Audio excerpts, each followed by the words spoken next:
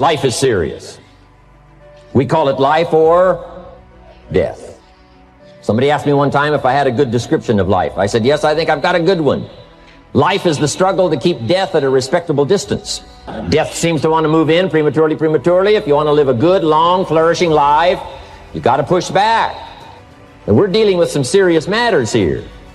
So we can't just, tell the latest 10 jokes and just go home. We're not here to entertain. We're here to instruct. We're here to grow. We're here to learn.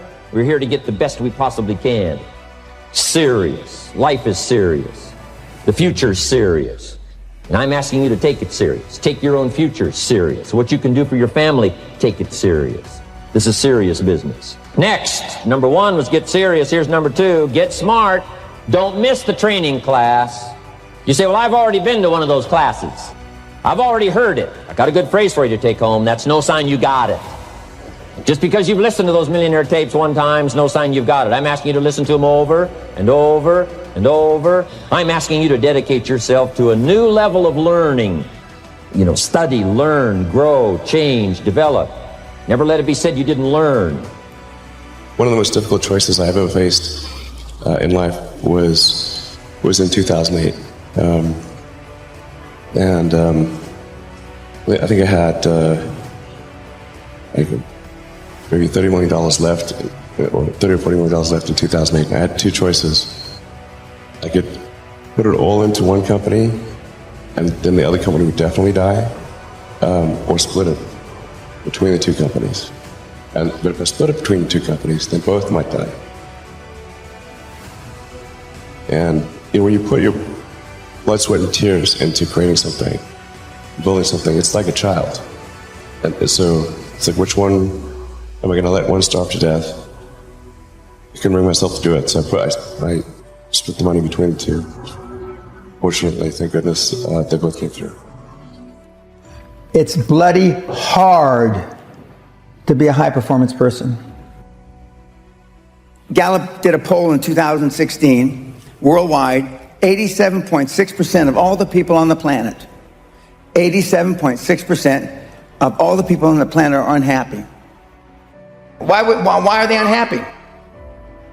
Because they don't have what they perceive as what they deserve. But it's not what you deserve in life, it's what you earn in life. I came from a background.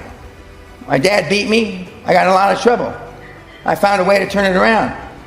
The kids, the millennials, give up too easily. You have to want it more than the air that you breathe. I said, you can do it if you want it bad enough. The operative part of that is if you want it bad enough. And virtually everybody that's ever come to the seminars never wanted it as much as I did. Nobody was as hungry. There's an ancient script that says, without a vision we die, and if I can get people caught up in thinking about where they would like to go, who they would like to meet, the kind of income they would like to have, the kind of money they would like to share, the kind of skills they would like to develop, the influence they would like to have, the reputation they would like to build. Would you like to be an entrepreneur, or would you like to have a masterful management career? Would you like to be a better parent? What kind of influence would you like to have on the people around you? Do you like to influence the industry you're in? Right? If you want to solve your problems, you got to learn. If you want to take advantage of an opportunity, you got to learn. That's what these journals are for. That's what pad and pencil's for. That's what taking notes is for. See if you can't increase your ability to comprehend ideas, information that can be life-transforming. Don't miss the opportunity to learn. Take a good key phrase home, use it in your training. Don't be lazy in learning. Don't be casual in learning.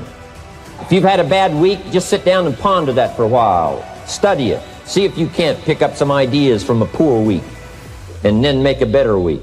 Learn from your own experiences. One way to learn to do it right is do it wrong. That's one way to learn to do it right. Do it wrong. Now the key is don't let it take too long.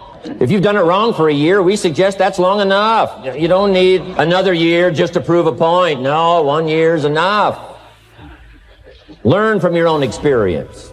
Call didn't go well. All the stuff. Guess what they did when they finished that call? They made another call. What else could we do to make it better? How could we possibly improve?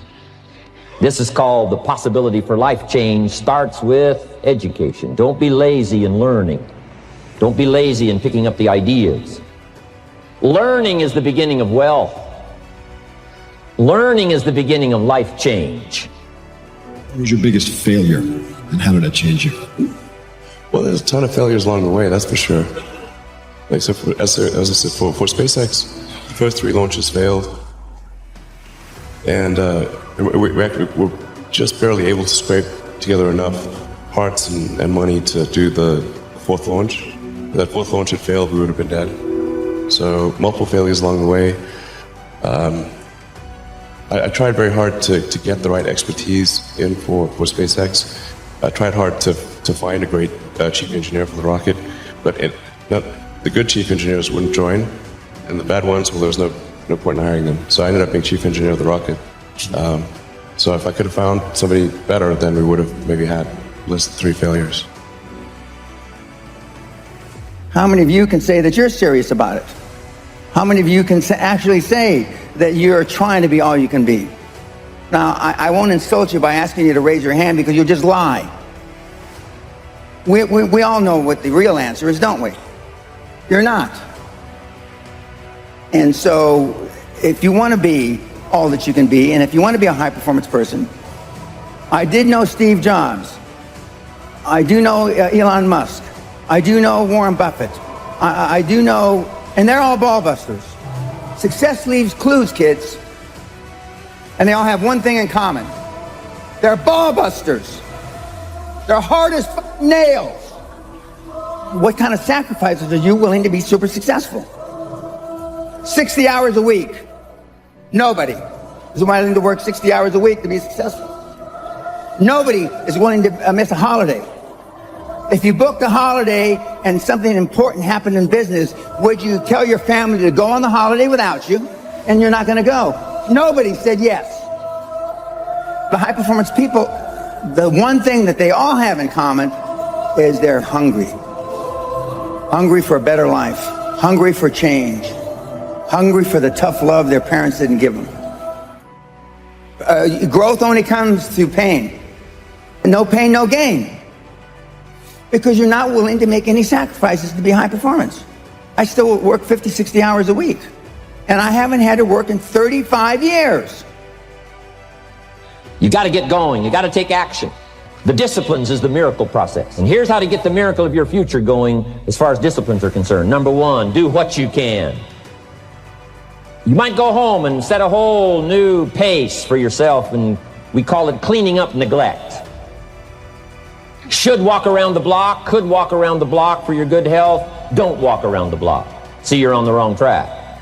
Letters you haven't written, conversations you haven't had with your family, somebody you should sit down with when you get back home, get that job done. Don't let neglect destroy your days, destroy your life, and destroy your future. Go back and do what you can.